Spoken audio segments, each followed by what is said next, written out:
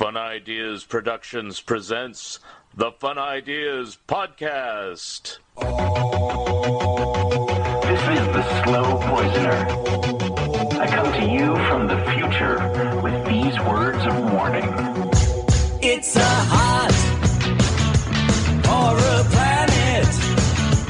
It's a hot horror planet. It's a hot horror planet. It's a hot horror planet.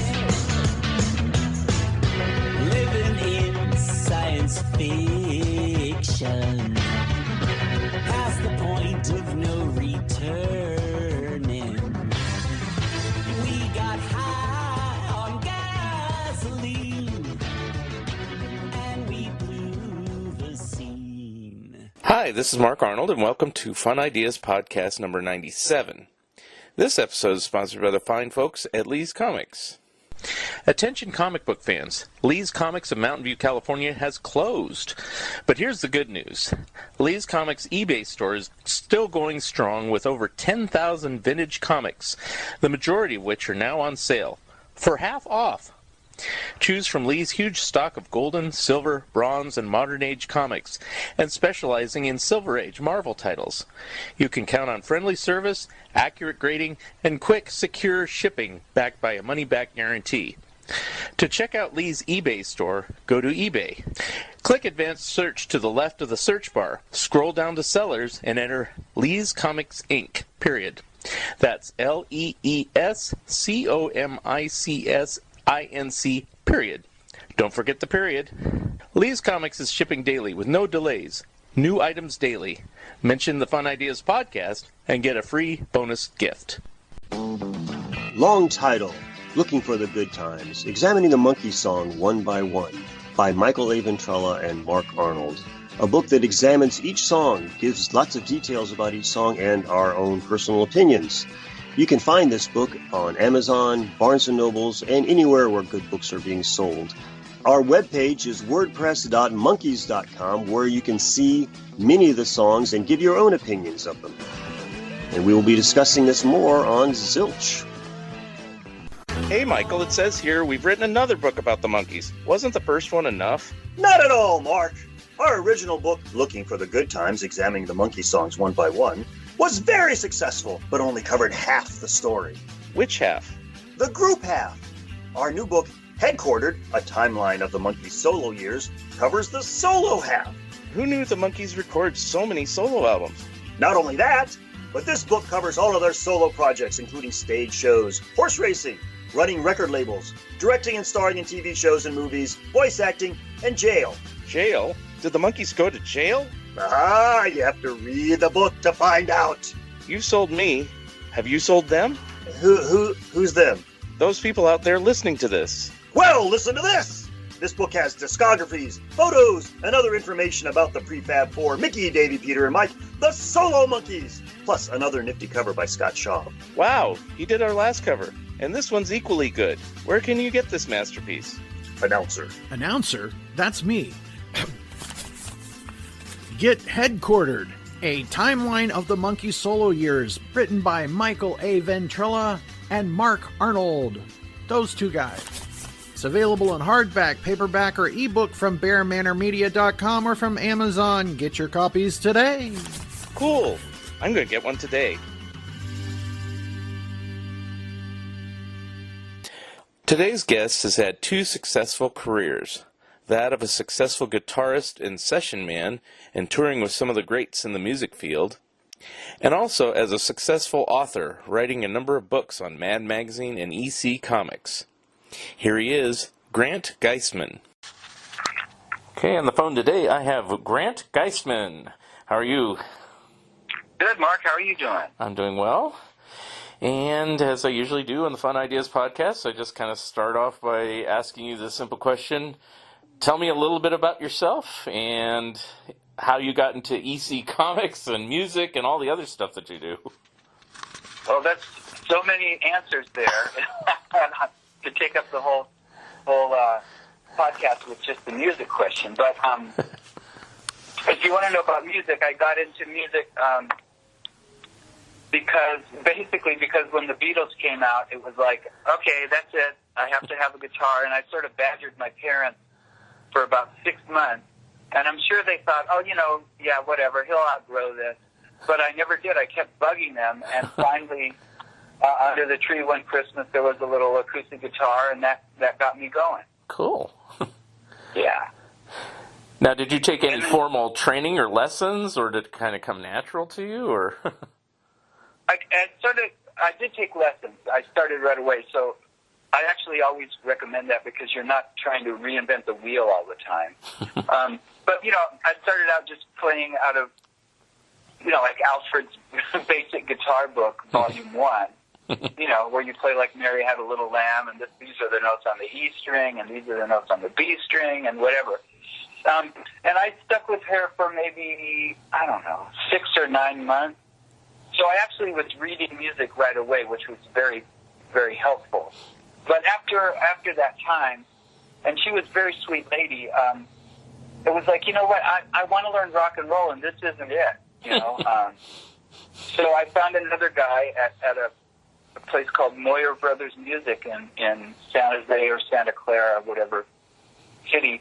And his name was Jeff Levin, and he was in a local band called People, and they had a kind of I think it was a nationwide kind of minor hit with a cover of a Zombies tune called I Love You.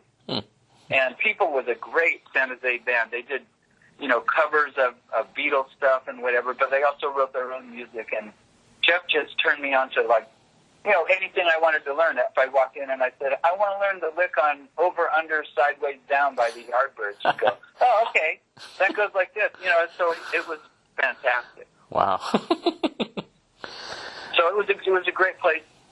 Actually, San Jose was a great place to grow up in those days. Mm-hmm. Not only because of the music, but also because, for some reason, San Jose was a hotbed of comic collecting. Mm-hmm. All kinds of people came out of there, like Bud Plant, who I knew, when I was a kid, and Dick Swan, and they had some of the first comic shops that Bud Plant, right, Dick Swan opened, and also Bob Sidebottom's comic shop. Yep.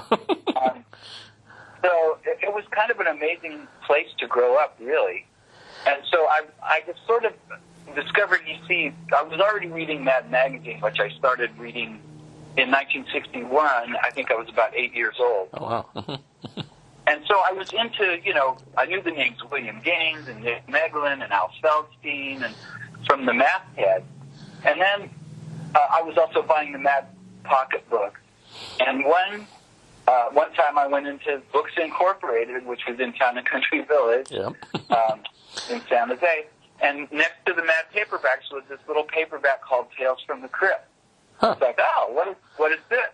And I opened it up and I saw Wallace Wood, and and I immediately recognized that this was connected to Mad Magazine somehow.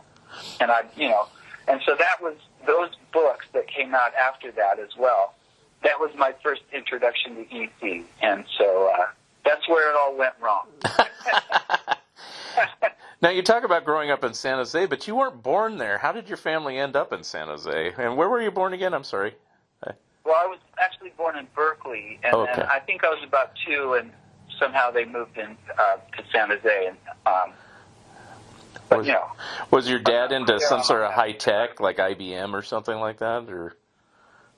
My dad, actually my stepfather, but they had an electrical contracting company in San Jose called Butcher Electric. Oh. And I guess we moved, because my mom and my real father divorced when I was around 2, and then she married Irving Butcher, who had Butcher Electric. So that must have been when they moved to San Jose. Got it. Okay. So that's how that happened.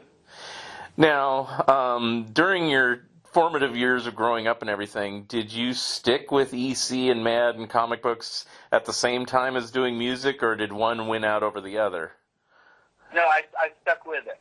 Actually, the music thing was always number one. Mm-hmm. That's what I studied in college, and I played in college, big high school and college jazz bands, and then on the weekends I would play in rock bands, or we always had garage bands, and we were always doing gigs and stuff. So the music thing was always the most important, and the comic collecting thing was just kind of this side thing that I really never gave up, but it wasn't, you know, a lot of people didn't even know I collected unless they were in that comic circle. And it's kind of funny because years ago when I first met some of the Mad people through Nick Meglin, you know, a lot of guys, Mad people live in L.A., like Sergio or, you know, Arnie Kogan or, you know, just all kinds of people. A lot of the writers live in, Frank Jacobs lives in L.A. So I met all those people, but they only knew me as the Mad guy, you know, and they had no idea that I was a musician or any of that. So, it, you know, it was kind of this weird schizophrenic split that I had going on. Well, it was for me, too. I mean, I think I first heard about you probably one of your books. I mean, I don't know if it was Collectively Mad or one of the, like, Tales of Terror or Foul Play, one of those three. And then I found out, because you and I have a common college, we both went to De Anza College, and I got this De Anza Jazz Ensemble album, and I'm flipping it over, and it says, guitar, Grant Geissman, I think is what it said. And it's like, so I contacted you. I said, are you the same guy? I mean, how many people are named Grant Geissman? Yeah. And you go, yep. It's like... Well, the funny thing is, when I was working on 2.5 Men, John Cryer is actually a big comic fan, and he collects Jack Kirby original art and stuff. So I remember at one of the Christmas parties, it was right after Foul Play had come out, my book Foul Play. Oh, yeah. And he comes up and he goes, hey, you know what's funny? There's 2 Grant Geissman, because I just ordered a book called Foul Play. It's about comics and stuff. But anyway, I go, John, that's me. I'm the same guy. He's like, what? So, well, I mean, you're just a man of multi-talents, I guess is the best way to put it. Well, and you know, I've been very, very lucky in my various careers, and you know, it's funny.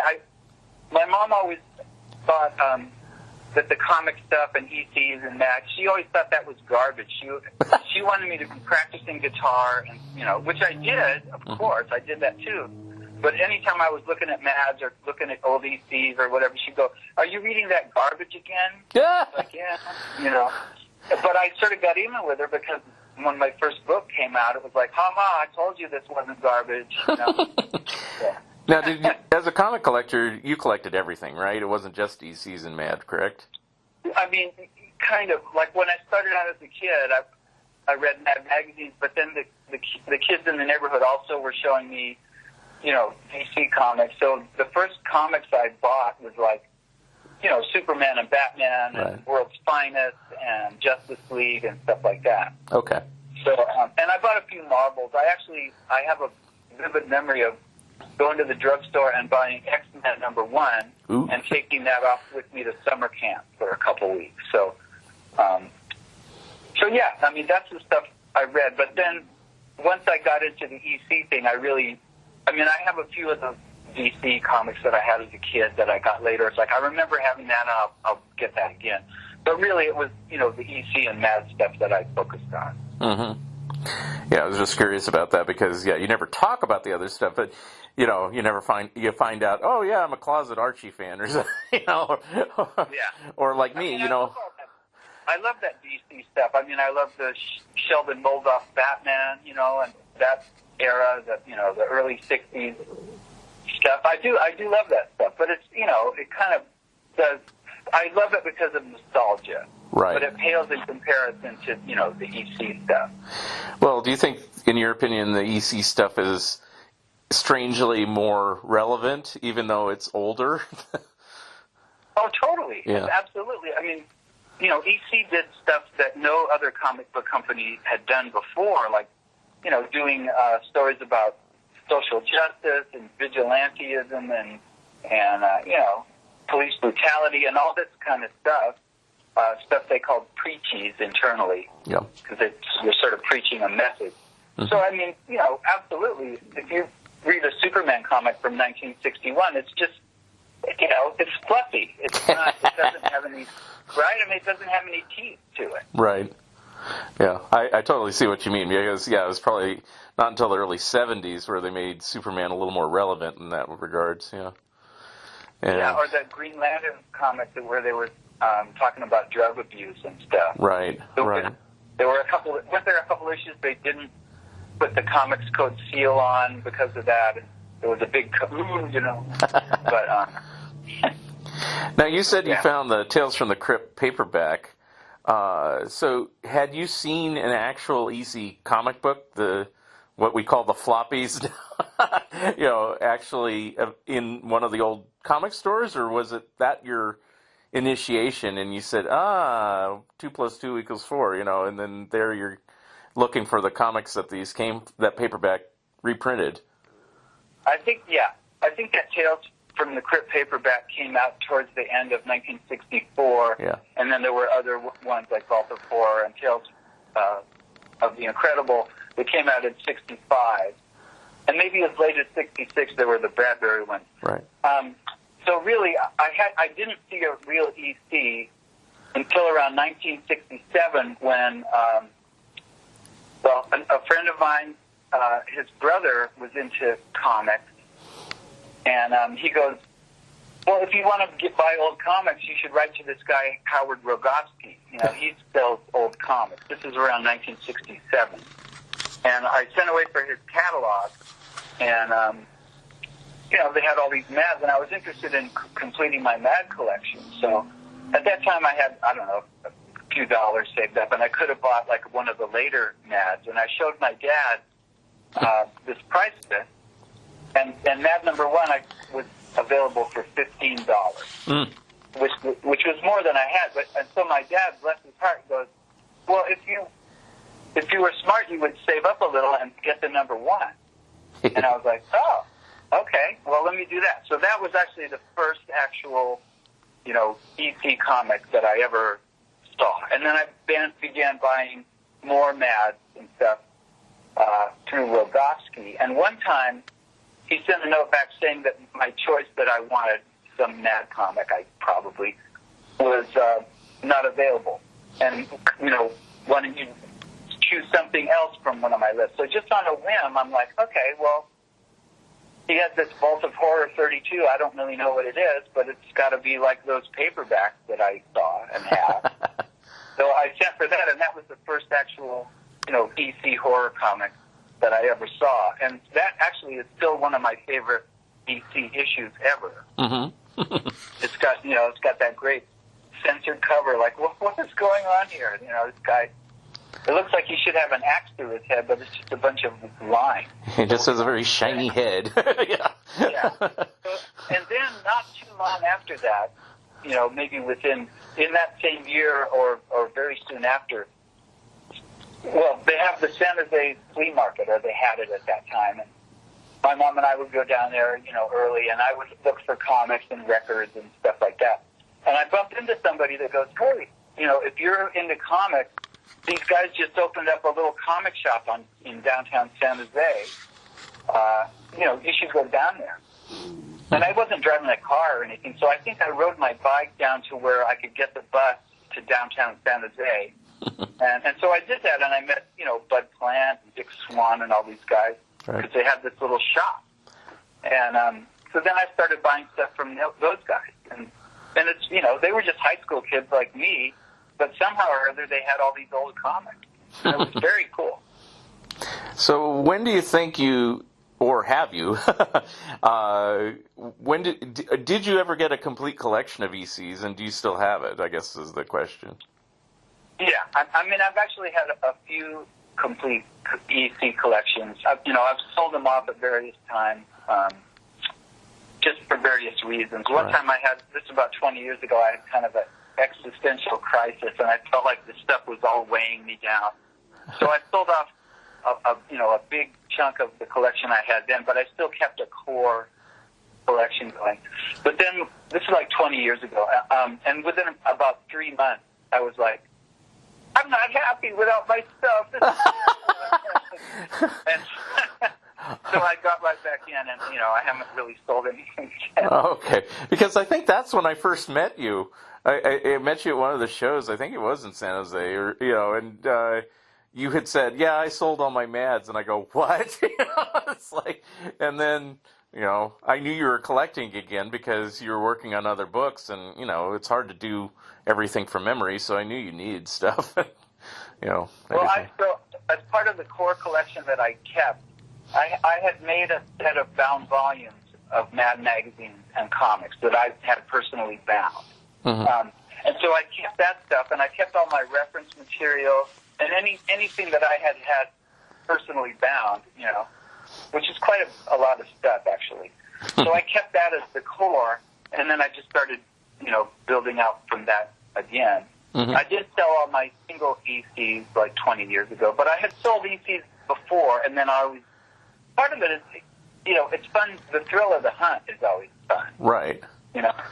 So but you really couldn't do that now. I mean, prices even 20 years ago were still such that you could affordably put a collection together. And right. Now I don't know if that's right. Yeah, unless you're going for like the later issues, like Impact or something like that, the New Direction title.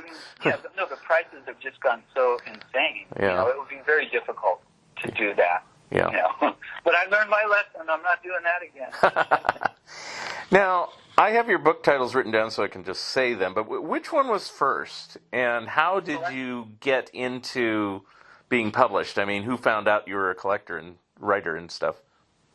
Okay, so what happened was, probably around 1987, I had this collection. I had a lot of ECs. There wasn't a complete collection then. And I had all my Mads up to a certain point. Probably after college, I stopped buying Mads on the newsstand and stuff. But I still kept all my early collection. And maybe around, I don't know, probably 1987, I thought to myself, I'm going to complete this collection. And it would also be really fun to get all the stuff that I never had, like rare stuff like the Mad straitjacket and Mad jewelry and all the stuff they kind of advertise in the magazine, that T-shirt and that kind of stuff. Mm-hmm. So I started putting ads in like antique journals and some in the Comics Buyer's Guide and stuff that I was looking for this stuff. And really, at that time, there was maybe 4 or 5 other people that were seriously looking for the stuff. So not very many. So you could actually find stuff in those days. So then, little by little, I amassed this huge collection of pretty rare stuff. And, well, I had done journalism in high school, and I always enjoyed writing, and I was pretty good at it. But the music thing was always so paramount that I never, considered doing anything with writing. But somewhere in the back of my mind, it's like, I would love to do a book someday. I don't know what. But, so anyway, I had amassed this big collection, and I had found this little network of a handful of people that were Mad collectors and had stuff, So all of a sudden it dawned on me that there was a book sitting there waiting to be written that no one had ever done, which turned out to be Collectively Mad, which is essentially the history of Mad and EC Comics shown through their own collectible. Right. Mm-hmm. So I actually... I had met Bill Gaines, and I had gone to New York to play Carnegie Hall with David Benoit. I think this was in 1988, I think. Mm-hmm. And me and a buddy of mine that was in the band, we got talking, and he goes, you know what I always wanted to do is go down to Mad Magazine. It's like, wow, I would love to do that. So we just went down there to 485 Madison Avenue, and...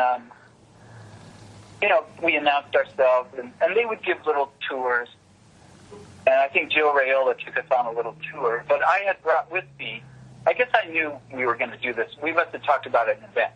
So I brought some pictures of my collection, and I had the Mad World of William M. Gaines with me. And I showed these to Joe Raiola, and he goes, oh, well, you're not just, readers. You're like true fans. You got to go in and meet Bill. So he went in and he goes, these guys have pictures of their stuff. And anyway, so I went in and met Bill, and I told him, because he's usually a little wary of people if he didn't really know them. But I showed him my pictures, and I had the book, and I said,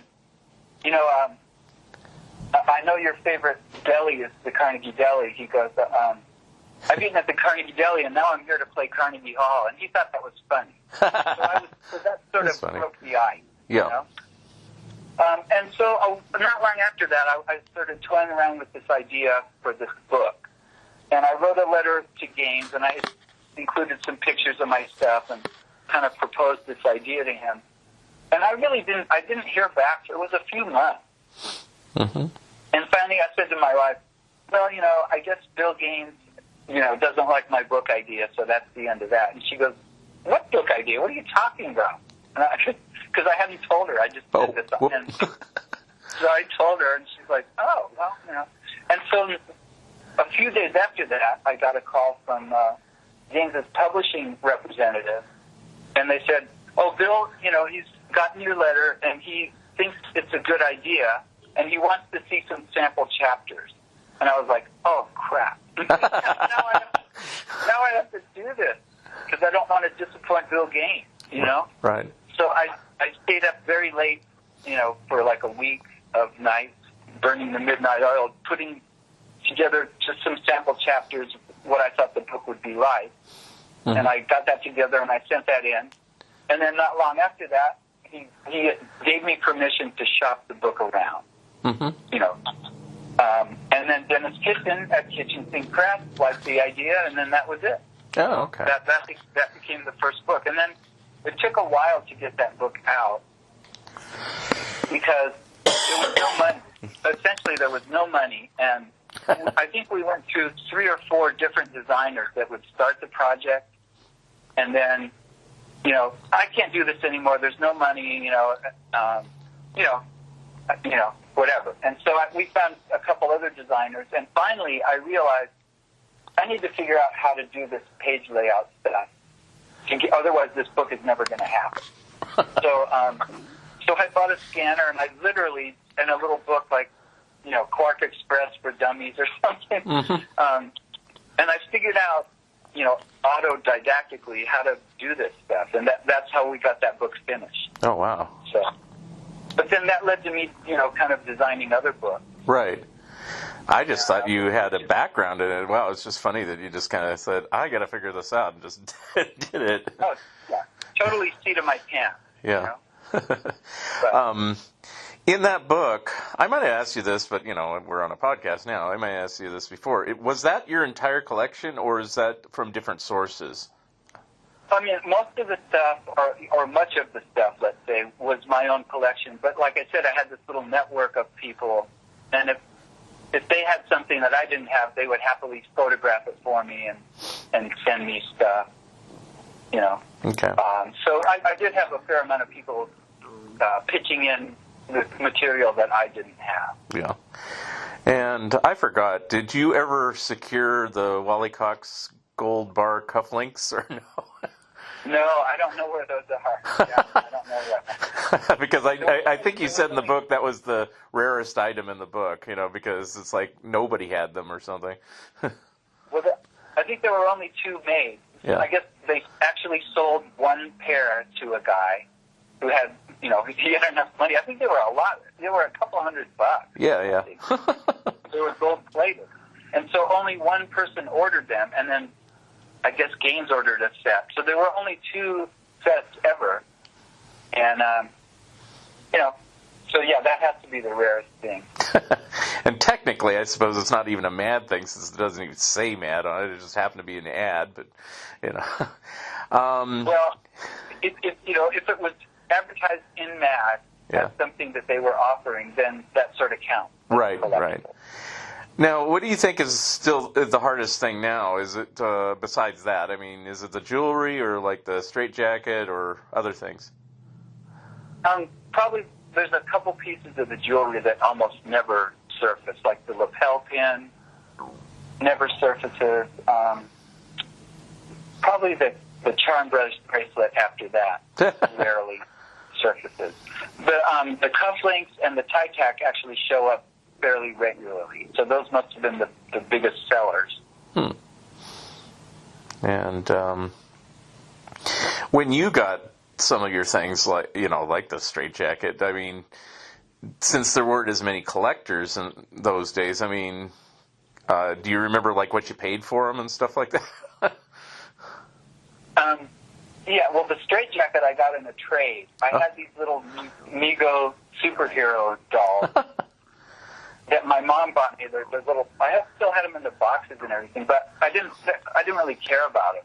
Mm-hmm. And I think my buddy Dick Swan, from San Jose, goes, I know a guy that has a straitjacket, and he might be willing to trade it or something. So I contacted the guy, and he said he was into superhero collectibles, and I was like, oh. Excuse me. I have these Mego dolls. Maybe you'd be interested. And he's like, oh, I'll trade you straight across for the straitjacket. Wow. I was like, okay. Cool. So, it had the padlock and everything? Let's see. The first one I got, I don't think it didn't have a padlock. Oh, okay. But then that sort of went with the collection that I, sold 20 years ago. But then I got another one after that. Oh, okay. And basically, it was kind of good culling the collection down because I had so much stuff, and a lot of it I had just gotten so that it could be in the book. Right.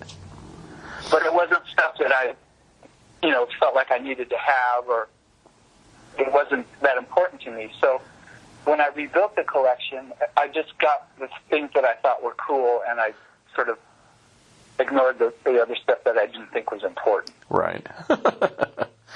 Yeah, the only reason I'm asking is because, like, the straitjacket in more recent years has kind of become one of those holy grail items. Although I've seen a few. I don't have one, but I've seen quite a few over the years, but they're usually pricier than I want to pay for one, and they're nice, I suppose. But, yeah, but what do you do? Yeah. What do you do with it except smoke your pipe and put a big salami in the pocket? I don't know. Anyway. Exactly, like in the ad, yeah.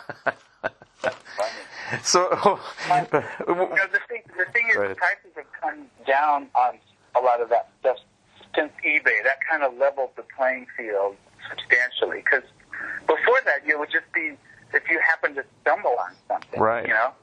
Mm-hmm. But when eBay came around, stuff started surfacing. It still doesn't show up like the straitjacket doesn't show up all that often, but they have popped up. But they used to sell for $2,500, $3,000. Wow. and I think the last few maybe have been more like in the $1,500, right? Which is still a lot of money for something like that. But eBay, like I say, has kind of leveled things out. Yeah. The old item I tend to see a lot on eBay, so that must have sold well, is the Halloween costume. Seems like that gets on there quite a bit. Besides, general things like pinback buttons or something, Right. Yeah. What you don't see, almost never see, is what they call the Mardi Gras Halloween costume. It was a thing you put over your whole body. It was this big, giant kind of Mardi Gras looking mask. Mm-hmm. And that version of the costume never surfaces. But the other one, which came in a box, from Collegeville Costumes, that does surface. Yeah. So I assume that must have sold well, that version, at least at the time. Yeah. And the Mardi Gras one was so big, like the littler one is in a box, you could just throw that in the garage and it could survive. Mm-hmm. But the Mardi Gras one was so big, it didn't come in a box. It's like, what are you going to do with it after a while? So I imagine most of those just got tossed out. Yeah. Do you have one now, or is it? Yeah. Oh, okay. Cool. So what was your next book? I mean, so Collectively Mad did well. I know you did like a deluxe edition and stuff like that. And did that immediately lead to, I think, was it Tales of Terror or Foul Play was the next one? The Tales of Terror was the next. So after I did Collectively Mad, which I mentioned, it took quite a few years to get that out. I think it was like 5 years from when Bill said, yeah, let's do it, and Kitchen Sink, signed the contract. And I think it literally took 5 years to get it out with all the design people quitting and just stuff happening. And James saw the manuscript, but he did not live to see the book published. But the first thing we did was print up and have him sign these 500 tip-in sheets for the limited edition. Ah. Okay. And so we had those. And then when Bill died in '92, which was terrible day. But, so we had the sheets, and when the book came out in 95, they're like, well, people are like, well, how could this be Bill's signature? He's dead, I was like, well, he wasn't dead before, And that's not unique. I mean, I've seen it happen on other publications. They just happen to get the person to sign in advance, like you did, and so. Right. So, how did Tales of Terror come about? Did that come about just directly from Collectively Mad, or is that totally independent? Well, I was searching for, in other words, I had a really fun time doing Collectively Mad, and I was starting to look around for another project I could do. And I started thinking about the Fred von Bernowitz EC checklist and how valuable, the information in that thing was. And I started reimagining it as, what if we pictured every cover, took the same information and fleshed it out with interviews and other stuff. That could really be a cool book. And so I pitched that around, and Fantagraphics and then ultimately Gemstone sort of partnered on it. And so that was the second book I did, Tales of Terror, the EC Companion.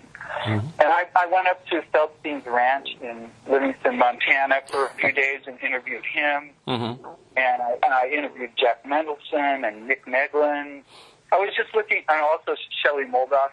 I was just looking for ways to kind of flesh out the little pamphlet that was the original EC checklist and make it more into, something very cohesive and comprehensive. And so that was that book, and that came out in 2000, I think. Okay. But also, after Collectively Mad,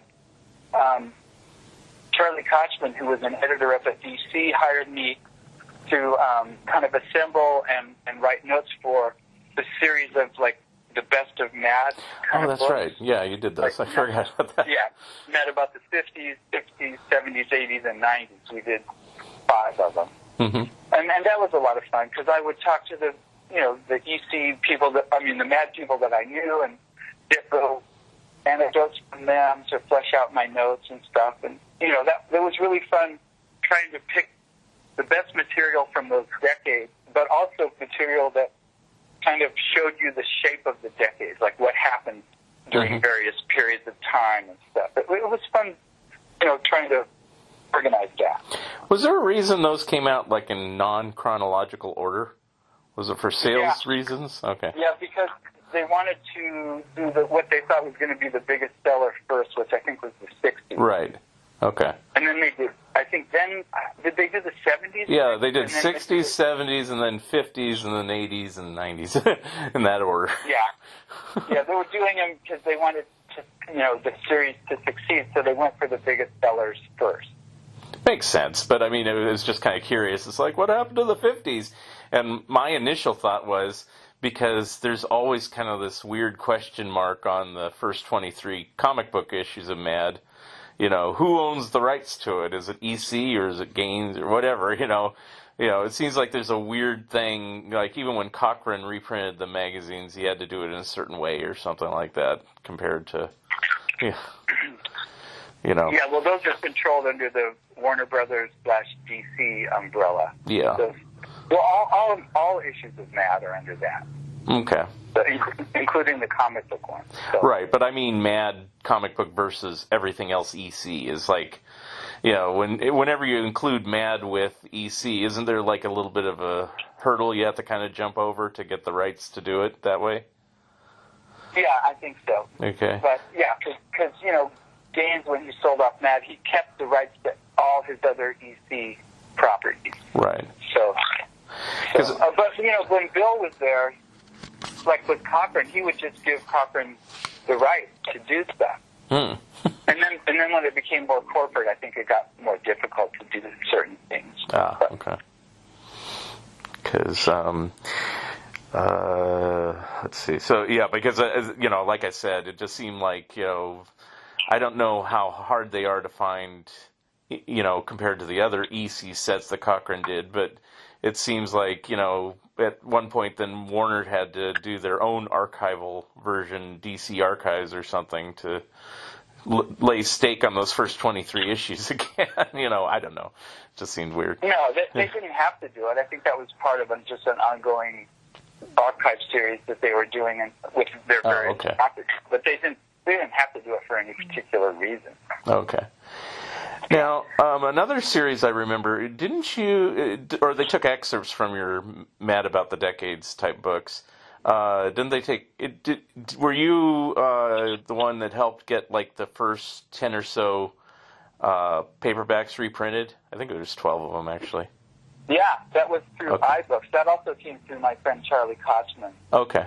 Byron Price had this company called iBook, and he wanted to reprint the first, the very earliest Mad paperbacks, like the Mad Reader, Mad Strikes Back, all those. And they asked me to do the notes for them as well, and that was cool because those are, that was the first.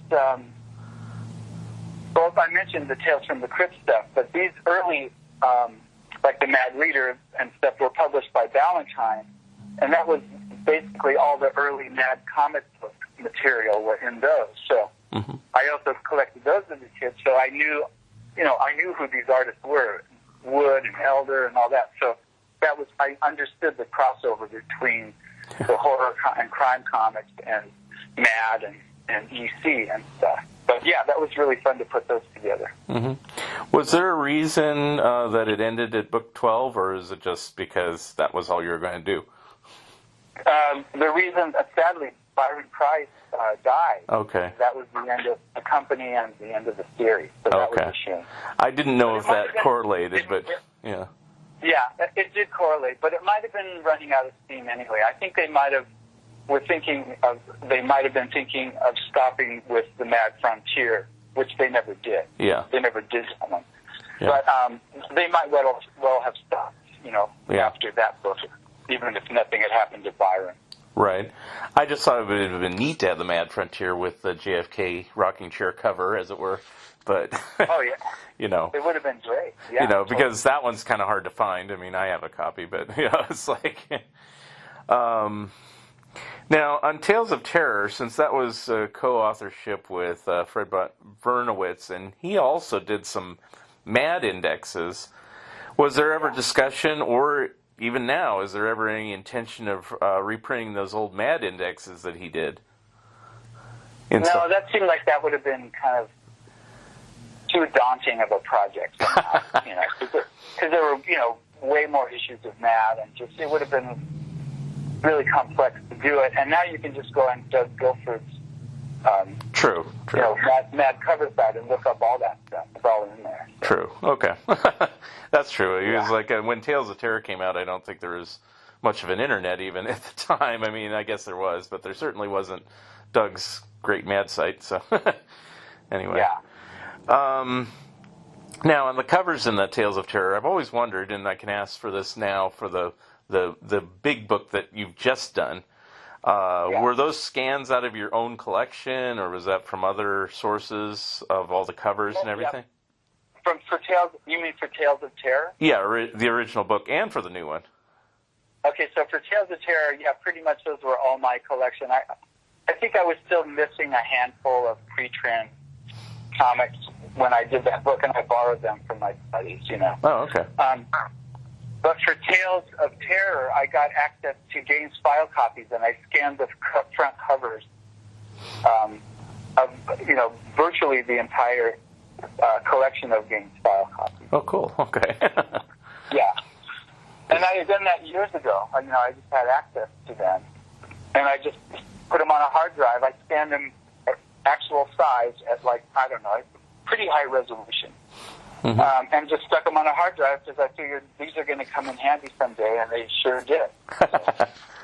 So you did use those again for the current book? Is that correct? No. Oh, okay. Tales of Terror, those were just ones from my own collection. Oh, okay.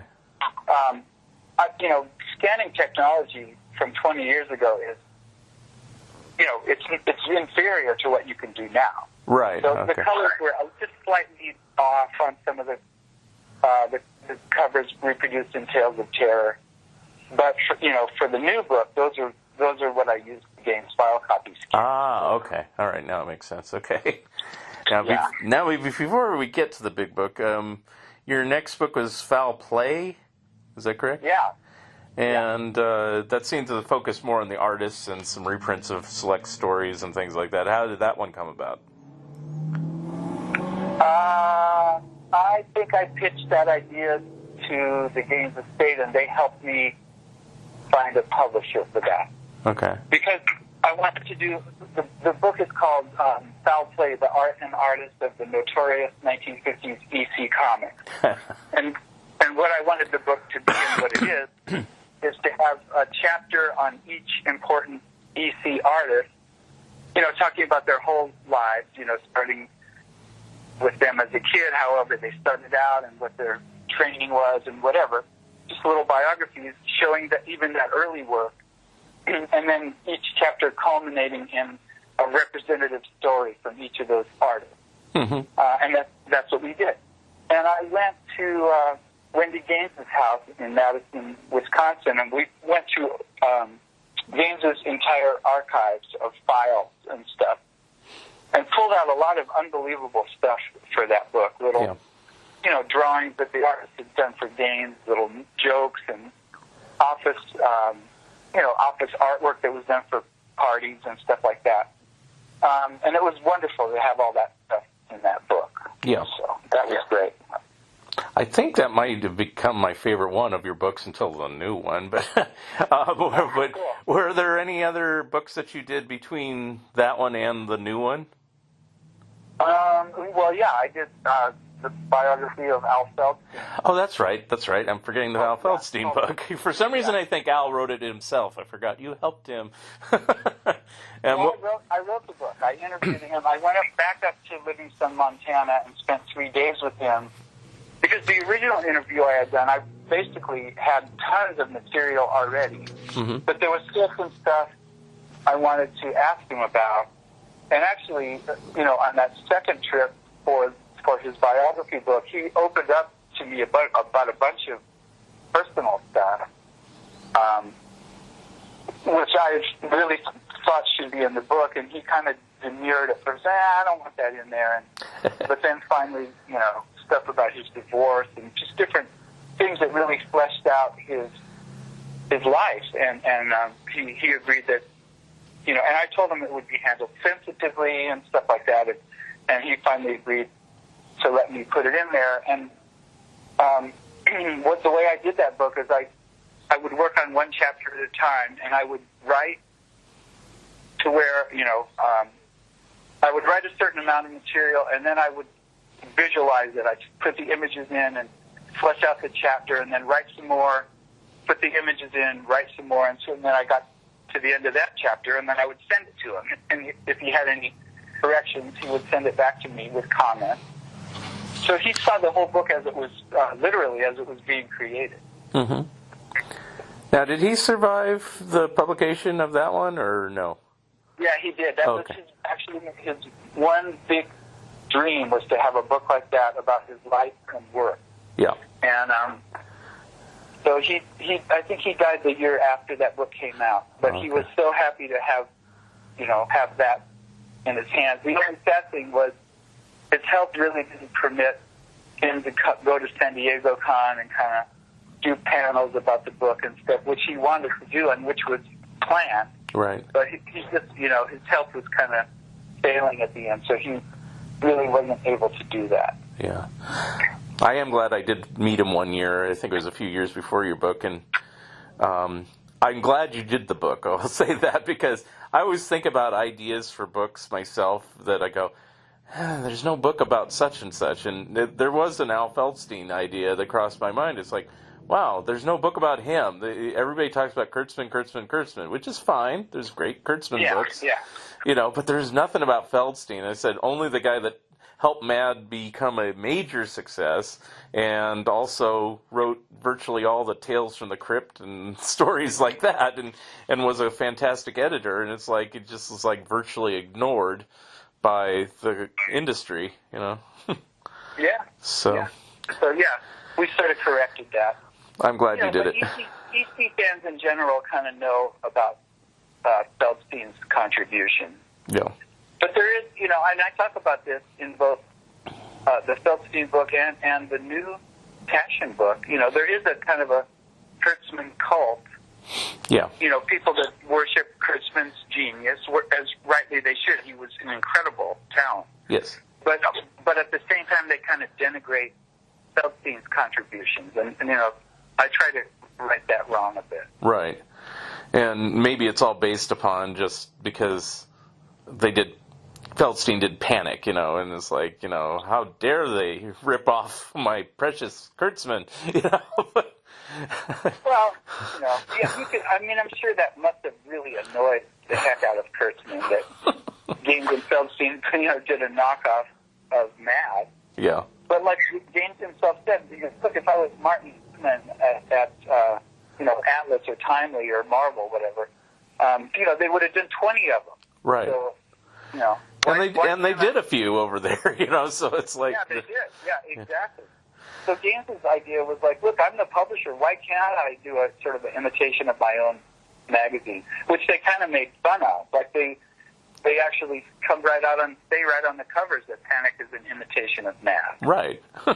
I thought it was hysterically funny once I found out about Panic. It was like they just kind of shuffled it under the carpet nowadays, but back then it was like, that's pretty ballsy. But then at the same time, if you only stuck with one title, you'd only get Tales from the Crypt. You wouldn't have The Haunt of Fear and The Vault of Horror, and you'd only have Weird Science, and you'd only have Two-Fisted Tales. You wouldn't have all the spin-off titles of those, so, Right.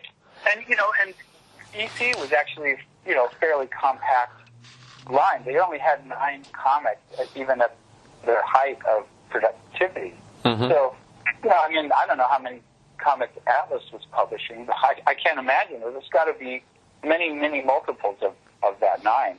Yeah. But also, they didn't have things that lasted very long. I mean, we talk about that. They put out, like, Wild and Crazy and a couple other titles that are similar, but they only lasted, like, a handful of issues, maybe a half dozen at most, so, Yeah, that's what comic publishers did in those days. They would, if something was selling, they would try to jump on the bandwagon and see if they could capture some of that. And then, if it didn't work out, then they'd just cancel those titles and do some other thing. Right. Chase some other trend, Very strange. Well, now that leads up to the big book. I should insert a big sound effect here of like a brick or So let me get the title right, or you can say the title. I mean, it has an official title. It's The History of EC Comics. I had to stand up because I don't have it with me on my lap, or I'd be gasping for breath. Yeah. So how did that one come about? So Taschen approached me, well, I guess Taschen and approached the Gaines Estate. They wanted to do a book, a comprehensive book on the EC comics. And the Gaines Estate recommended me to do the project because I'd done these other ones. And the Taschen people already knew who I was. Like they had Foul Play and they had the Feldstein book and stuff like that. So they approached me, and one thing led to another, and I agreed to do it. Mm-hmm. So it was I think it took was more than 2 years of working on it.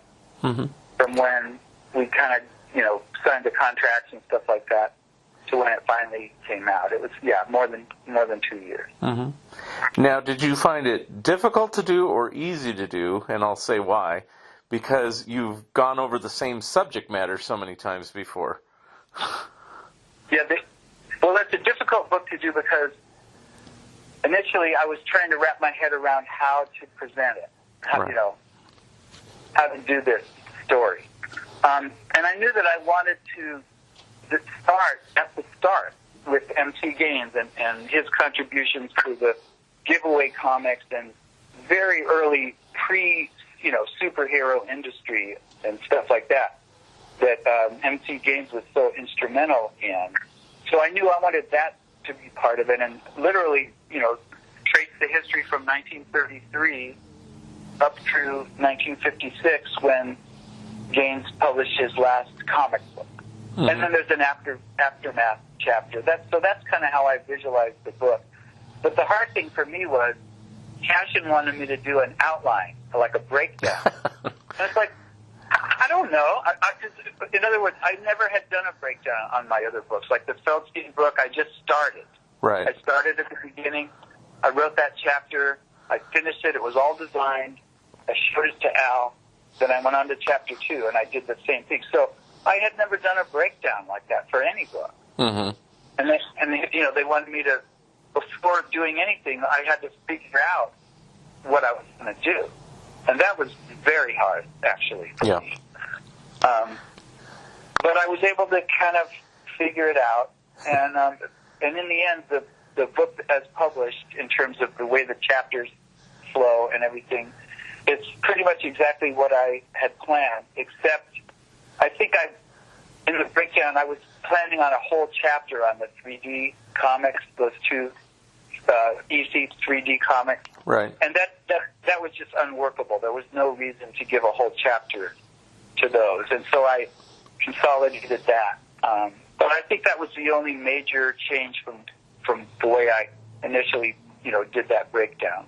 Mm-hmm. But it was daunting trying to figure out, how am I going to tell this story? Yeah. The only thing I can compare it with for my own work is when I finally did the Harvey Comics Companion. I was just going to, and I don't know if you did this, is like I just said, well, I'll just take this material and expand upon it. I couldn't. I had to start over, because, I mean, I took elements from my old stuff, but it's like I really had to just start from scratch and like piece it together because and like you, I don't think your previous books really did cover MC Gaines in as much detail. I mean, this is probably the first biography of MC Gaines, really, I mean, people talk about him, but maybe it's a page or two, you went on for, pages. It's like you could have that as your own, as a sole book, just a Max Gaines story, You could. I mean, so that was actually the fun thing for me was, researching all that early, because I basically knew, Max Gaines' contribution, but then to go really in depth and, find his actual comments about things he was publishing and stuff like that. That was very fascinating. And then, to divide the book up into, a chapter called Revenge, that I decided to put, crime suspense stories and shock suspense stories.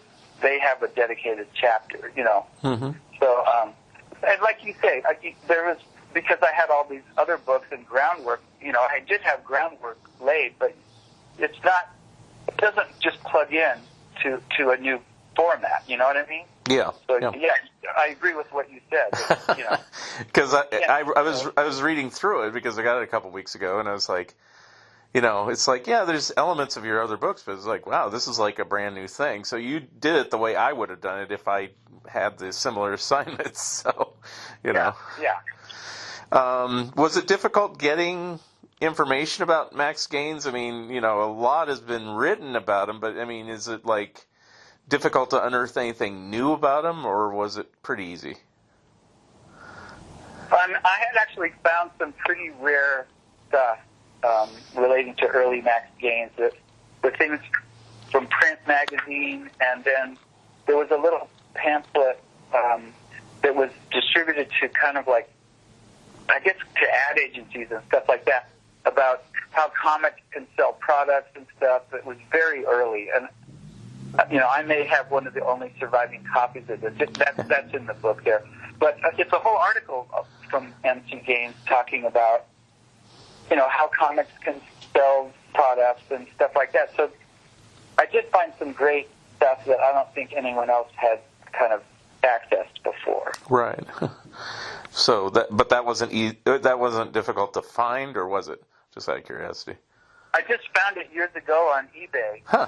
Way before this book was ever conceived. But I thought stuff like this. So one day it's going to come in handy, and it did. Yep. Well, I'm glad you shared it. Yeah. So now, a question about the Taschen books, and they seem to do this. So they've put out big, giant books for DC and Marvel as well. And then afterwards, they come out with smaller versions. Like, there's like a Marvel version that just covers like the 1961 to like 1980 or something like that. And so is that in the planning with Taschen here? Is that they'll put like, excerpts into smaller versions of the same book and stuff like that, or you don't know yet? I really don't know yet. I'm not really privy to their exact plans. Okay. But I assume there'll be some smaller version of this book at some point. Okay. But, it's not going to be a year from now or even 2 years from now. I doubt it. I think they usually let a fair amount of time go by before they start, doing consolidated or condensed versions of these books. Right. I know they did that with the Marvel one. I can't remember on the DC one, but it's like it was a few years, and I remember when the Marvel one came out because I contributed some scans for it because Roy Thomas asked me to. And then I saw the book, and it's like, yes, I'm a Marvel fan, but not as much as EC. And I think it was like 150 at the time, which seemed insane. Of course, this one is listing at 200, I think. And, but my love for EC is a little bit stronger than Marvel, so I did take the plunge on this one. The last one, I just found the special thanks page and took a photo of it because my name was there. But of course, that one now trades for $500 because it's out of print. So I envision that that'll happen with this one. It'll go out of print, and then it'll skyrocket. You never know. I mean,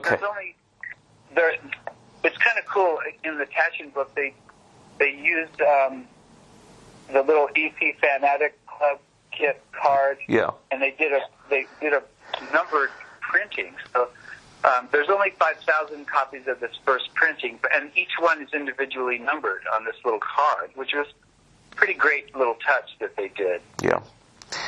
I got mine, and I don't have it open right at the moment, but it was around 1,000, and I thought, wow, that's pretty low. I was expecting to be like at the tail end because I was not one of the few people that went whole hog right at the beginning. I was on the fence about it, to be honest, because it is a lot of money, and and I said, it's like, and a tip-in sheet with signatures doesn't necessarily sell it for me. I mean, it's like I just have to know if I can afford the thing. And then finally, I think it was my friend. Well, you know him too, Lee's Comics. He says, if you don't get it now, it's going to be more expensive later. And it's like, I kind of bit the bullet. And my thought was, well, the Beatles didn't put out their Let It Be box set this year. They postponed it a year, and that was going to be my big purchase for this year. So I'll buy the Taschen EC book. And so I did. That's a good plan. I like it. And I'll be buying the Let It Be box set too when it finally comes out. So I figured you would. I'm sure you're still a Beatles fan. So it's like, so anyway, I said, and now that I've gone through the EC book, I said, I made a good investment because it's like, I wouldn't do it for every company. Like I said, I saw the Marvel and DC ones, and I go, I like that stuff, but it's like EC, I go, I know it's going to have huge, oversized pictures of everything that I love, and it did. Now, well, quite honestly, let me just throw this in. I kind of told them. I was a little ballsy, but I actually told them that I don't really like those Marvel and DC books. Ooh. And I'll tell you why. Because they're not really chronological. Mm-hmm. And I just, maybe I don't have the intellect or something, but I never know where I am in those books. What are we talking about? Because they might have they're talking about stuff in the 40s, and then you'll see a cover from the 70s. It's like, what is going on? And I said to them, I don't want to do the book like that. It has to be chronological. Right. I don't want to see, stuff out of order, and whatever. So, and to their credit, they said, okay, you have a vision for the book, so follow it. And so it is chronological, and it is a history. And that's what I most wanted to achieve with the Taschen book. Mm-hmm. And it is expensive, but it's a giant book. I mean, it's 600 pages. It's like more than 15 inches high. Right. And the printing, and even the paper, it's a kind of a very thick, paper that they use, and it's just everything about it is beautifully crafted. Yeah. So it is expensive, and I get that, people don't always have an extra couple $100 to throw around on stuff. Yeah. But It even if you do, it is a beautifully crafted book. It even has a bookmark sewn into it. Really bookmark, right? I was surprised. I was just like flipping through the pages, and I go, "What's this thing? Oh, it's a bookmark. Cool." Yeah. So I used it. I said, I'm getting tired because it's not something you can just sit down and do in one reading. Even if you're flipping through the pages, it's so big, and it's like. So I said, I'll use the bookmark right here, and it was handy when I went back to it. So. The other thing that's interesting about the Taschen, they kind of have. I don't want to call it a formula, but it's sort of the way they do these books. Like the text, they don't want it to be over a certain amount of words because they want the pictures to tell a lot of the story. Mm-hmm. But what that means is the captions, a lot of the information that you would normally put in the body copy ends up having to go into the captions because you don't have enough word count in the body copy. Mm-hmm. So the captions in these books are way more important than in a normal picture book.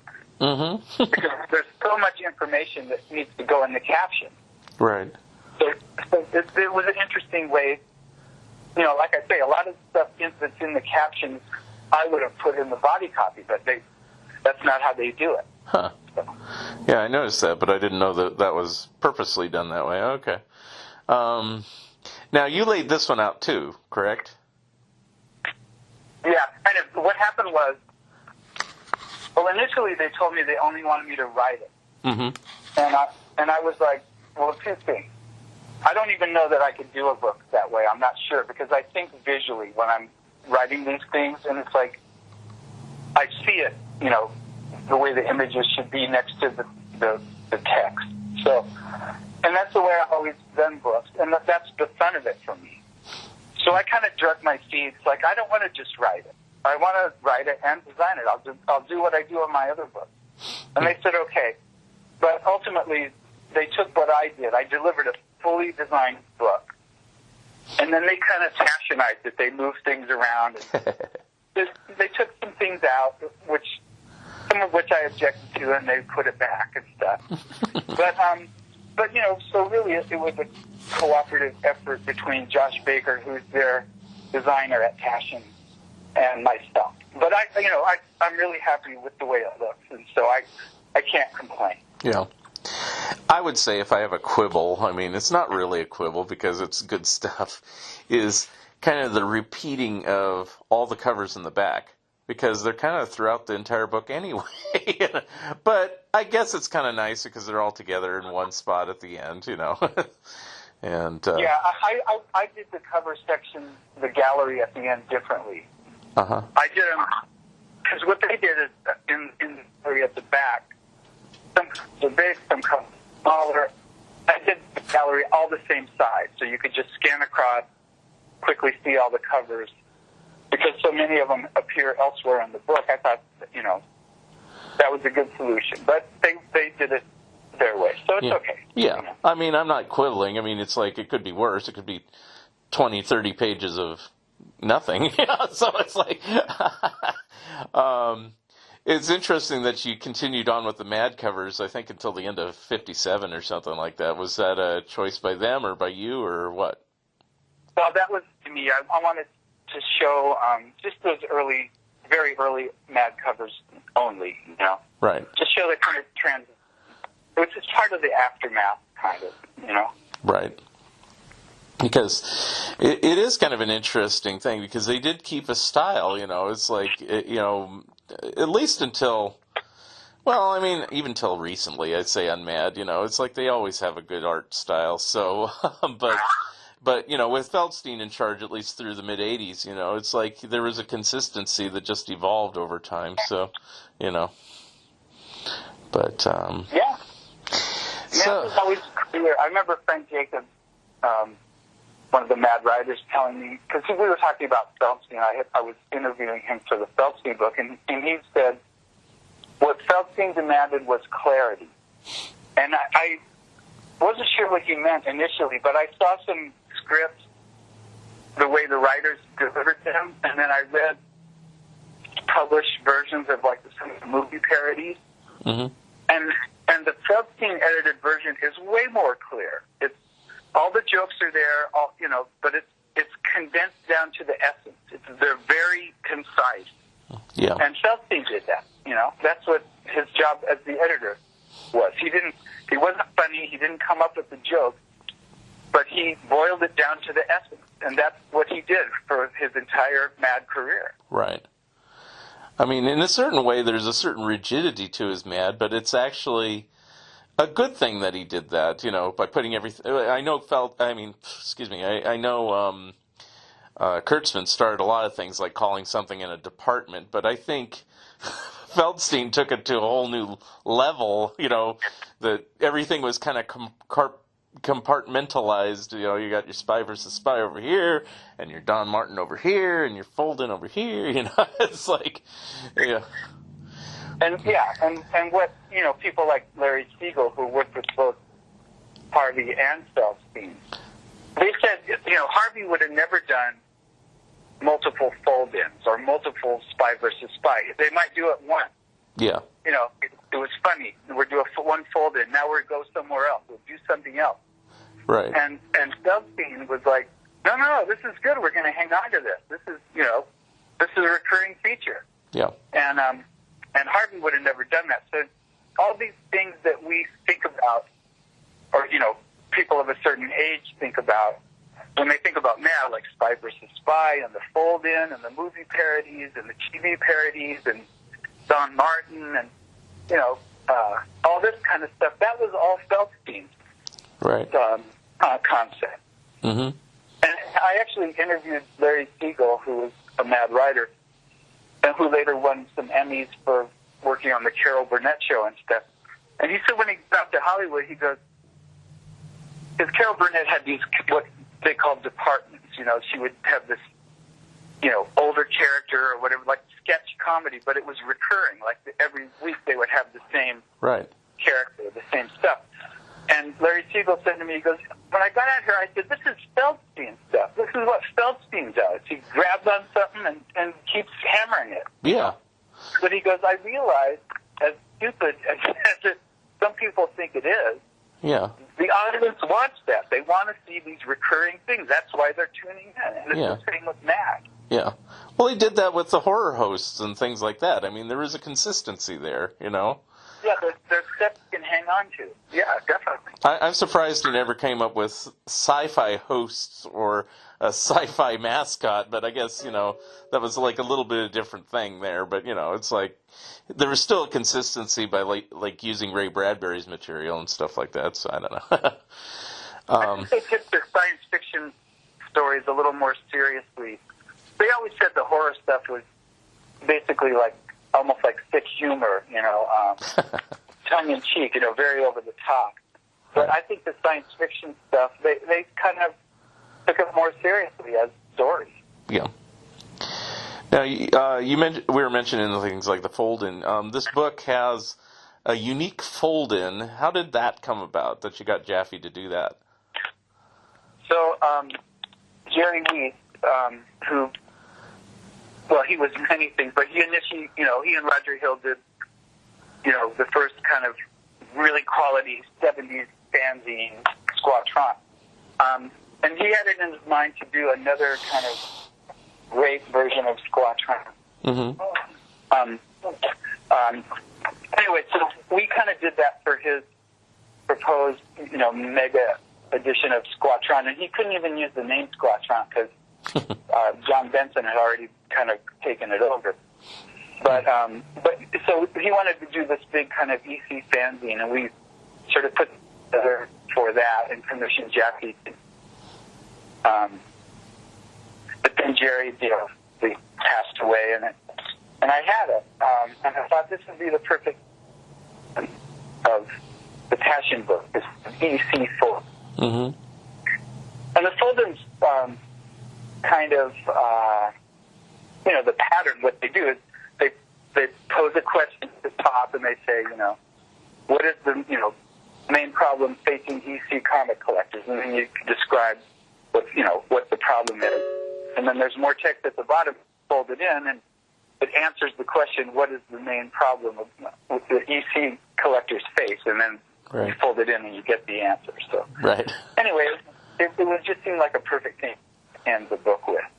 That's cool, because there's a lot of unique stuff in that book, but that was, totally new, it wouldn't have been, because some people thought, I think it was on Facebook, which issue of Mad was this in? And I said, it wasn't, Exactly. Yeah. So, if you're a fold-in aficionado, and even if you have those big fold-in books, you'll have to get this to get all of them. That's right. So what's next on your EC book agenda, if anything, or is this the be-all, end-all, I'm done? Or you never know? There's still a couple little projects I'd like to do. I still want to do a Moon Girl volume, reprinting all the Moon Girl comics and various stories that have appeared in other, not in Moon Girl, but in other EC books. That's one little thing I'd like to do. There's a couple little things. It's going to be hard, quite hard, in fact, to ever top this fiction book, and that's Yeah. Did you think that going into it, or did you think this is really special, I should try to do my best? Well, I always try to do my best. Right. But the attachment book I figured was going to be so comprehensive that I just threw everything at it, including the kitchen sink. Very cool. So there's really nothing I held back from that book. It was just like everything's got to go in there, everything that I have or can think of. Right. So, a couple other questions I want to ask you, because I usually ask about everything. So it's like, and I'm sure you've been asked this a zillion times, and we're going to go off the EC track, but we'll wrap it up.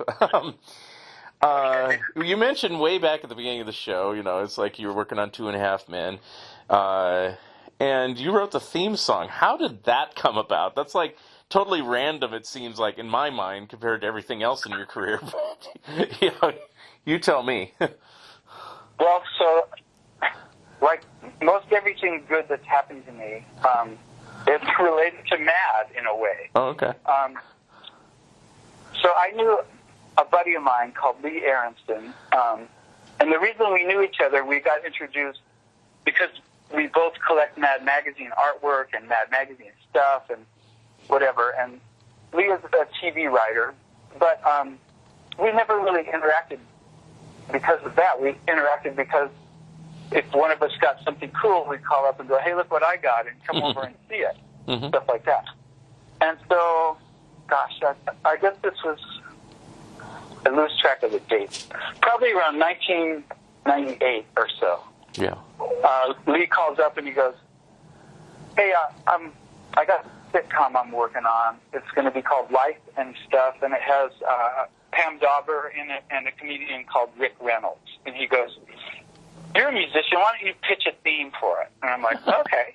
So he told me what the show was about, and it's kind of like a midlife crisis kind of show about this guy examining his life and stuff.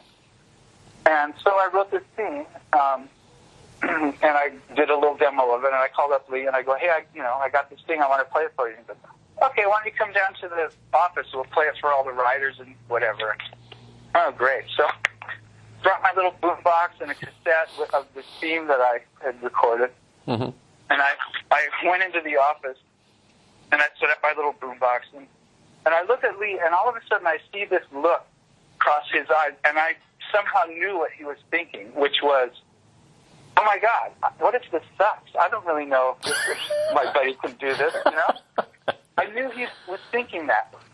And he actually says, hey, what if this sucks? And I go, well, then if it sucks, you say, thank you for coming down, and we'll let you know. And everyone laughed, and it's okay. So I pressed play, and they liked it. And so that ended up going on this CBS show called Life and Stuff. Sadly, though, the network hated the show, and they pulled the plug after 4 episodes. So that was 1998. And then flash forward about 5 years later, we had still kept in touch about Mad and whatever. And my buddy Lee calls up again and goes, hey, I'm working on this show called 2.5 Men, and it's going to have John Cryer and Charlie Sheen. and I think we should get together and try to pitch a theme for it. And he goes, I don't know what it should be, but it should be some kind of, I don't know, Monty Python kind of something, and it needs to have the word men in it. Yeah. Okay. So I jotted down some ideas. And then we came over and we made this little demo, and he presented it to Chuck Lorre, and Chuck initially was not that into it, but one thing led to another, and anyway, in the end, Chuck liked the theme, and we all kind of reworked it, and so there's actually three of us. It was me, Chuck Lorre, and Lee Aronson all share a writing credit on it, but that's how 2.5 Men happened. Oh, wow. Was there any influence? So the bottom line is it happened because of Mad Magazine. Wow. That's what I wanted So to it's get at. connected here, so I'm not going off the... was there any sort of influence? Martin Mull did a song called Men, Men, Men. I think he co-wrote it with Steve Martin. Was there any influence from that? I didn't know about that song. I never heard it. Oh, okay. And I guess it's possible Lee mentioned it, but if he did, it didn't register because I didn't know what he was talking about. Right, okay. So what I remember is he referenced Monty Python, and it had to have the word men in it. Those two things Got it. were what stuck in my mind. So you were probably thinking more spam. You're exactly correct. That is exactly right. Yeah. Then also it says you played on the Monk theme. Did you compose that one too, or just play on it? No, I didn't compose it. I just played on it. Got it. Okay. It was interesting though. It was very kind of Django Reinhardt kind of guitar, acoustic guitar thing. And Jeff Beal was the composer on that. Mm-hmm. And I just went over and maybe an hour or so played on this little thing. But the weird thing was the show is called Monk, and I couldn't get that to stick in my mind because when I think of a monk, I think of a Buddhist monk or some guy in a monastery or something. So I couldn't. The show's name didn't stick in my mind. And when it started airing, a few friends of mine would go, "Hey, was that you playing on Monk?" I go, "I don't think so. I don't know. I don't remember that." And then it's like, "Oh, that's what that was." Wow. Yeah. I'm not always the brightest bulb. Let me just say that. Now, have you composed any other theme songs or anything like that we might know about, or? Well, we also, not the theme, but we did the music for Mike and Molly. Oh, okay. And I think starting in the 4th season, Chuck Lorre wanted kind of just an updated, sort of snappier version of the theme, which was an existing song by Kev Moe. Mm-hmm. And so we reimagined the theme. Just it's kind of maybe a more of a New Orleans kind of feel or something. Mm-hmm. And so we did the track, and then Kev Moe came over to the studio and sang the thing. And I had in mind that he would do some background vocals. And he goes, I don't really do that. He goes, I'll do it if you sing it with me. And I was like, okay. So it's like this 3-part harmony thing that Kev and I doubled ourselves on for the background. Oh, wow. I had no idea, because I don't know if they give credit on that, anywhere, so you just have to... it's big credit, but... Yeah. Yeah, but that was very fun. It was very cool. And, we don't have time to go through all your big music career. I mean, you worked with Ringo, you worked with Brian Wilson, you worked with Josh Groban, But there's all kinds of stuff. My mind usually goes blank when someone asks me. Yeah. But I did play on one Ringo album. Yeah. On one track.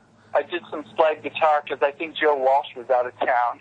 They called me. Oh, okay. Because it says it's on Ringo Rama. So if you're a huge Beatle fan, Yeah. I mean, what was that like? Well, Ringo wasn't there. Oh, okay. But playing along with his groove, I just felt like I was putting on a comfortable pair of slippers because I've played along to Beatle albums since I was, 11 or 12 years old. Cool. So it just felt like this is right, this feels right. Mm-hmm. Well, also, really, I assume you worked with Mark Hudson directly, right, on that? Yeah, it was Mark. Yeah. Okay, so he has a good feel for that. So I'm sure you were entwined in tune for that, I suppose. But Yeah. And then my last question before we kind of wrap things up, it's like, you're known for the guitar solo on Chuck Mangione's "Feels So Good" album, and how did that come about? I'm sure you've been asked a billion times, but I got to ask it. Well, so I got a call out of the blue one day. Really, that's what I've done. I'm a professional guitarist, so Right. the fact that I do these books is kind of amazing in a way. So, years ago I got a call out of the blue from Chuck Mangione, and he goes, you were recommended to me by a buddy of mine, and we're doing this gig at the Santa Monica Civic, and I want to know if you want to do it. It's a day of rehearsals and then the gig the next night. And I was like, yeah, great, let's do it. So I did that, and he liked it, and he was looking to add a guitar player to his permanent band. Mm-hmm. And he said, well, we got this little string of dates, I don't know, 5 or 6 dates up in the Pacific Northwest, Seattle and Portland and stuff. You want to, come with us on these dates and check it out? And I was like, yeah, let's do it. So one thing led to another, and he asked me to join the band, which I did. Cool. And then the first album we did was "Feel So Good." And the funny thing is, the track "Feel So Good" on the album is like 7 minutes long. Right. It starts with this whole kind of rubato opening. Me and Chuck, I'm playing guitar behind his melody. And then it goes into the song, and I think there's like maybe a sax solo before my solo. It's like very long. Right. And so they edited it down into this little single version that they could play on the radio. And that's what people heard. Yeah. It's top 40 hit. So that's why so many people remember it. Mm-hmm. And, and I actually am kind of amazing, because I've had a lot of people tell me, when I heard that solo, I had to pull off to the side of the road and listen to it. It was so amazing. It was just coming out of nowhere. Yeah. So it's pretty fun. Fun times. Now, did it come out of nowhere, or did you actually compose it? So, well, it's kind of a long story. We did demos of a lot of the tunes on "Feel So Good." We went in the studio for a couple of days and just threw ideas around, playing the stuff for the first time. Mm-hmm. And then we went on the road for 3 weeks or something. And every night we were playing this new material, so it just kept getting hotter and hotter. And in the daytime, we would be obsessively listening to these demos, trying to figure out what we can do to make things better and whatever. And most of us just sort of relearned stuff we did on the demos, only played it better, Mm-hmm. And that was the same with that "Feel So Good" solo. So maybe 75% of the solo is what I improvised on the demo, mm-hmm. but then I fixed that stuff I didn't like, and so it's kind of part improvisation and part composition.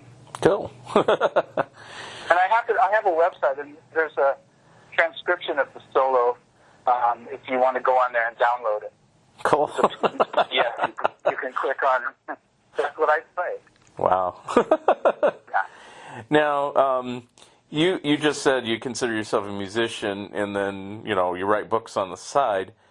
Is it hard to juggle both careers? I mean, in the pandemic times, you're probably not touring around, so it's probably easier to write a book. But when you were doing any of these books you've done over the years, I mean, was there times where the publisher's like, we have a deadline here? It's like, sorry, I'm on tour or something. No, it was because I was sort of off the road by the time I was doing these books. I was doing more studio work and stuff like that. So got it. And actually, I had never missed a deadline on my book ever, mm-hmm. until the Tashing book. And I think I was, I was a couple months back the deadline with the Tashing book. Oh.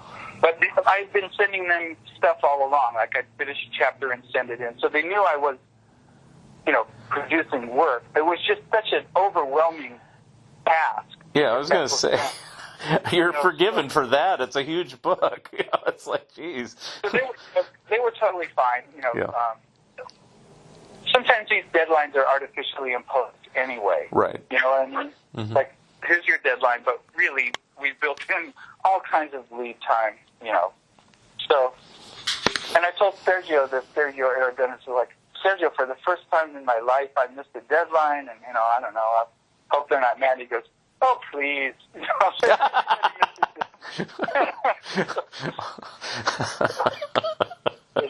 was just fun. Well, were they trying to make any sort of particular goal or time frame? Because it seemed to come out in a good time, but... The only, and not because of my missing a deadline, their initial idea was to come out for San Diego Comic-Con this year. So they didn't quite make that, and then it came out for, October or late September. Yeah. But no, and it was almost like I turned the book in, and then it was nearly a year before they showed me kind of the revised galleys and stuff like that. So I think Passion just sort of puts things out when they're ready. It's not... Actually, it's different because, like with HarperCollins, I turned the book in, and then they're like, okay, well, so a year from now the book will come out. That's usually the way major publishers do stuff. They, very extremely long lead times, like a year. Yeah. They want the cover. The cover first is usually what they want, so they can advertise the book. But when you turn it in, it's like a year from now before you're going to see it. Right. And with Passion, the cover was the last thing to do that they did. So I think they just have a whole different philosophy about publishing. Well, but it works. It works for them. Yeah, I mean, they do in general, everything they put out is very handsome looking. It's very well thought out stuff, Yeah. So. Yeah, they take their time, So. Yeah. And they, it's kind of, they have their expensive books. They're a niche market, and I think they know where to sell these things, and they probably have a fair amount of people that just buy every book that they make, and stuff like that. Right. Yeah. I have quite a few of them. Not necessarily the big, large volumes, but I have, because like I said, they tend to do like expurgated versions of just little smaller versions, like even like pocket-sized books sometimes of like books that came out as huge, giant tomes originally. I don't know if it was them, but I think it was. Weren't they the ones that did that massively huge Muhammad Ali one? It's. I don't know. I think they did, and it was like, I saw it in a store once, and I said, how would you ever get this thing home? It's like, it's huge. It's like, it dwarfs your EC book. So, anyway, I think... I know there's been some books where they provide a little coffee table with them. Yeah, I think that one was one of them. It was it was a huge book, and the cover picture was that overhead shot of the ring of Muhammad Ali defeating Sonny Liston, and Sonny Liston's on the ground, and Muhammad Ali has his arms up, and the thing was, I don't know, it's like 3 feet by 3 feet by 5 inches thick, and it's like, geez, I was just fascinated about how big it was, It's like, and anyway, so I guess that's pretty much everything I wanted to ask about today. So, I mean, I always kind of end up as like, where can you be seen? Of course, we're in a pandemic now, so you're probably not touring around. So it's like, how can people get in touch with you? How can they get your books? So go ahead and plug away everything you want to talk about. Well, I'm on Facebook, and I usually, put stuff if I'm going to be playing live anywhere. I put that. Okay. If they want to contact me, they can go to my website, which is grantgeissman.com, and there's a little contact page there they can use. And as far as where to get, like, the Tashin book, they can order it through Tashin, or they can order it through Bud Plant Art Books, I think it's called. If you order through Bud, there's a little signed tipping sheet with some Angelo Torres custom art on it, and I've signed the sheet. Or your local comic shops, they often carry big books like this, and it shouldn't be that hard to find. Yeah. At least at present. All right. Well, I appreciate you being my guest today, Grant. And, if there's nothing else to say, I want to just wish you a good day. Thank you, Mark. It was really fun talking about all this stuff. Thank you for listening, and thank you, Grant Geissman, for being my special guest. Episode number 98 will be coming soon. If you would like to comment and or be a guest on this podcast, please drop me a line at funideas.mark@gmail.com. Become a Patreon of Mark Arnold and Fun Ideas Productions. If everyone listening just contributed $1 a month, that would be a tremendous help in continuing the production of my books and this podcast. Also, subscribe to my YouTube channel. The opening and closing music for the Fun Ideas podcast is provided courtesy of Andrew the Slow Poisoner Goldfarb and is used with permission. This has been the Fun Ideas podcast. This is Mark Arnold speaking. This episode is copyright 2020, Fun Ideas Productions. Thank you, and good night. Headed home to a cardboard hut with duct tape doors. At the price I'm paying, be glad it isn't yours. Now get up, Crab Mountain, get up. Crab Mountain, get up. Crab Mountain, get up. Crab Mountain, get up. Crab Mountain, get up. Crab Mountain, get up. That mountain of crab. And don't fall back. Don't fall